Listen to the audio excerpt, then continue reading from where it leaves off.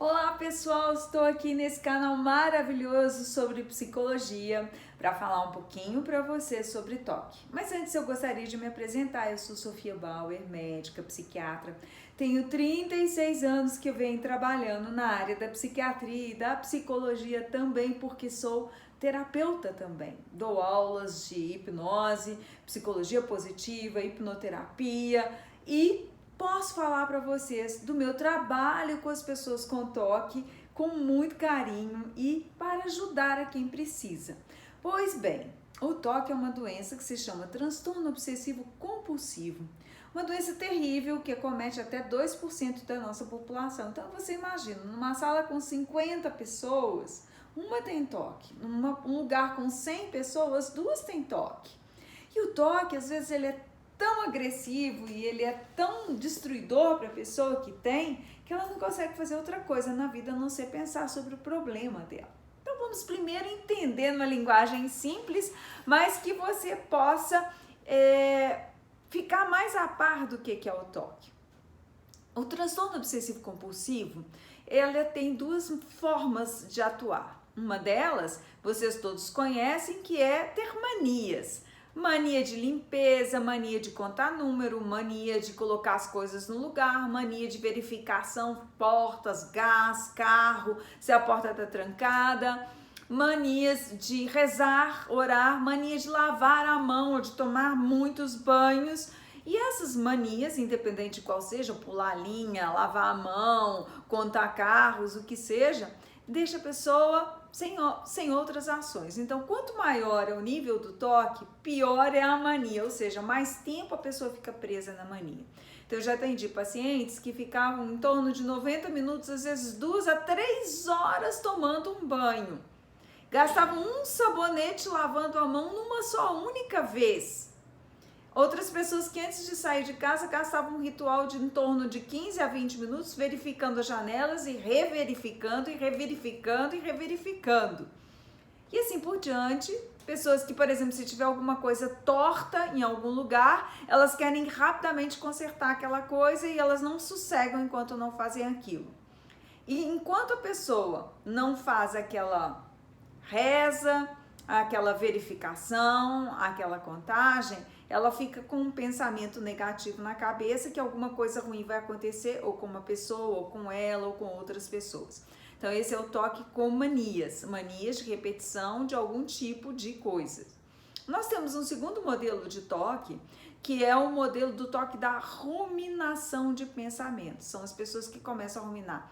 Será que eu tenho AIDS? Será que eu tô com câncer? Câncer na ponta da unha, câncer no dedo do pé, câncer de pulmão, ai, minha garganta tá arranhando, eu tô com câncer na garganta, ai, eu passei perto de alguém que tava com uma doença grave, vou pegar essa doença grave, sentei num banco que eu não conheço, vou pegar AIDS, ou medo de ser gay e a ideia de ser gay ficar vindo à cabeça, não que eu tenha nada contra gay, nem homossexualidade, não, tô só dando o exemplo aqui, porque é um exemplo muito comum.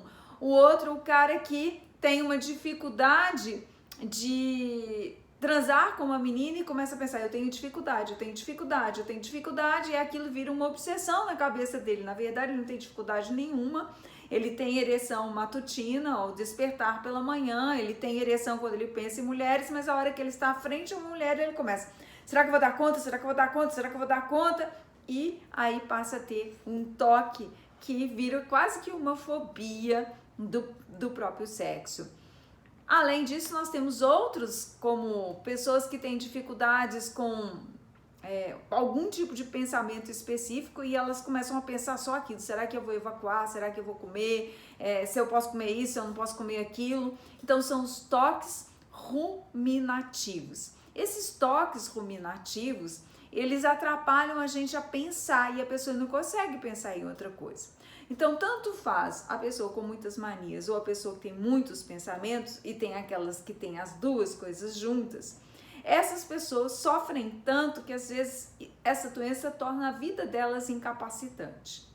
Essa é uma doença genética, então você tem algum parente, avô, tios, primos que sofrem da doença, você nasce com essa genética e ela desenvolve na adolescência ou às vezes até criança já começa a desenvolver o toque.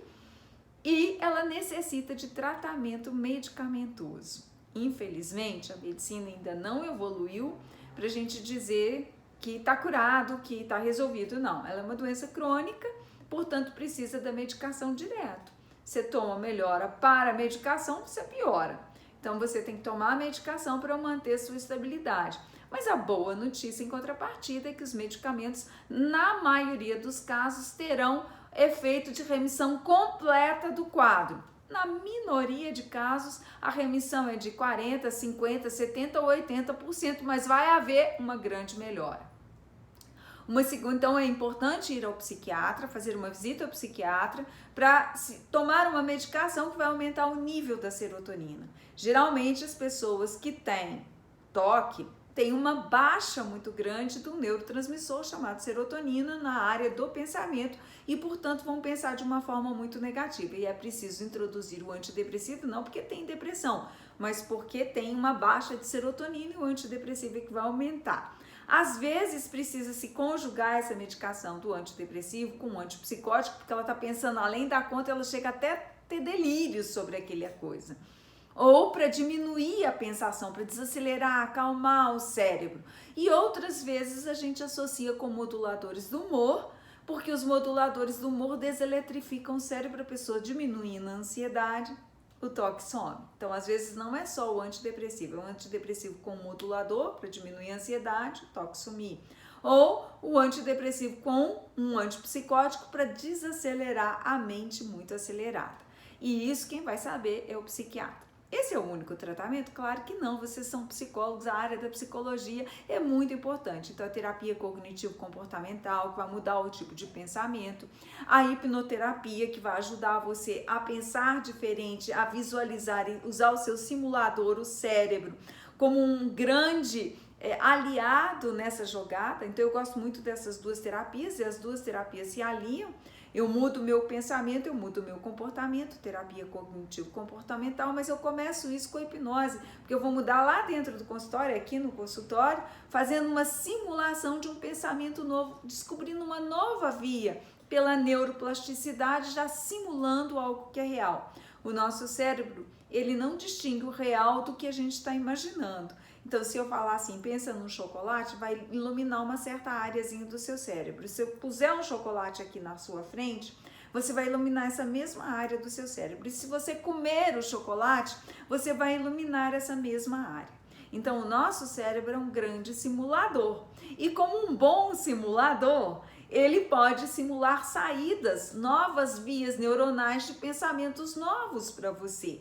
Então, trabalhar com a hipnoterapia é muito interessante nos quadros de transtorno obsessivo compulsivo. Vai diminuir muitas manias, vai melhorar a sua ansiedade, vai você ficar muito melhor em sua vida. Além disso, você também pode meditar todos os dias, porque você desacelera o cérebro, acalma e ativa a área pré-frontal do seu cérebro. E também fazer exercícios físicos, porque vai irrigar melhor o seu cérebro com uma produção melhor do neurotransmissor. Então, você toma um antidepressivo, o remédio que tem que tomar, ele aumenta a serotonina, você irriga melhor o cérebro, então vai aumentar as conexões da cabeleira dos seus neurônios, que eles têm uma cabeleira, a cabeça do neurônio, e a cabeleira deles são os meus dedos. Quanto mais serotonina tiver, mais conexões a gente faz, e aí você começa a fazer umas conexões mais positivas e não fica só naquela conexão negativa do seu cérebro. Viu como é simples? Então, a gente precisa entender que o TOC é uma doença física, genética, normalmente aparece no momento de mais tensão da sua vida. Geralmente, ele vem acompanhado de outras doencinhas psiquiátricas, um pouco de pânico, um pouco de fobia, um pouco de depressão, ou faz parte de um quadro de bipolaridade, ou tem déficit de atenção junto. Então, eu recomendo muito a consulta ao psiquiatra para a sua melhora, para melhorar o seu quadro. E com certeza você terá uma grande melhora. A medicina está evoluindo, isso não quer dizer que é doença crônica para sempre. Os medicamentos estão melhorando, já lá em Israel já estão fazendo aparelhos que vão fazer ondas em seu cérebro, que fazem a produção e estimulação de neurotransmissores. Em breve o mundo vai receber esses aparelhos para a gente poder usar como uma alternativa saudável. Então não desespere, porque os estudos continuam avançando e melhorando nessa área. O que é importante você entender que isso é uma doença física, que se é o seu toque, aperta o botão de pausa, vai escutar uma música, vai meditar, vai respirar fundo, vai praticar yoga, vai fazer um exercício físico, vai conversar com alguém, busca o médico e busca a terapia para aprender o manejo de tudo isso. Eu espero que você tenha entendido tudo que eu tenho dito e que a partir de então você possa melhorar, se você for psicólogo, terapeuta, os seus artifícios, as terapias que você vai usar com essas pessoas. Se você for psiquiatra, tratar do seu paciente. E se por acaso você for uma pessoa que sofre de transtorno obsessivo compulsivo, vai fazer todas essas dicas que eu te dei. Desde o psiquiatra, ao terapeuta, a ginástica, a meditação, a yoga, escutar música e entender que tem jeito para o seu caso. Eu agradeço muito você ter me ouvido aqui, muito obrigada a todos vocês e acho que a vida continua cada dia mais feliz se a gente procurar a ajuda daquilo que nós precisamos. Até mais, obrigada.